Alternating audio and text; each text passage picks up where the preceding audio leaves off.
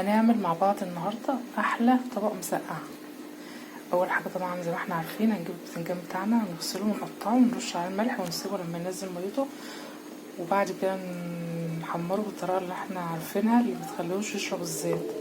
عامله فيديو على القناه، يا ريت اللي محتاج يشوفه يشوفه.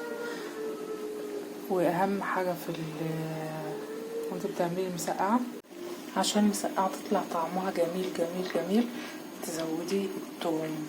لو تقدري تحطي راس ثوم بحالها في شويه الطماطم اللي هنحطهم، حطي راس ثوم. وبعد كده هننزل في الطماطم بتاعتنا.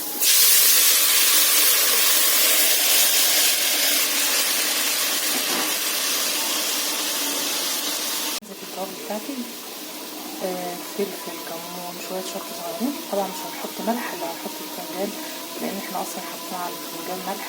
هنستنى نشوف كل الصلصه عامله ايه الاول. على سر اول مره تعرفيه، لو انتوا بتعملوا تسبيكه وحسيتي ان الزيت طلع كتير في التسبيكه هقولك تعملي ايه.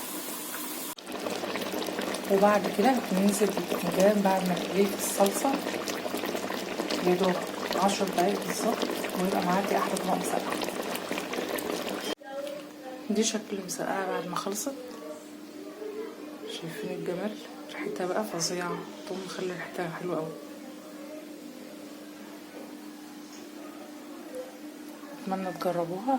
لو الفيديو عجبكم ياريت متبخلوش عنها بلايك، مشاركه للفيديو ومشاركه في القناه.